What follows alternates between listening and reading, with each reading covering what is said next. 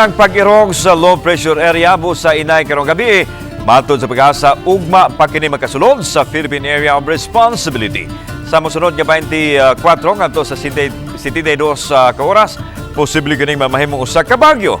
Sugod ug mas gabi, masinati na ang igo-igo ngadto sa kusog nga pag-uwan sa sidlakang bahin sa Visayas ug Mindanao. Gawa sa LPA, nakapikto na karon sa nasod ang shoreline ug mas nikusog usab ang hanging amihan.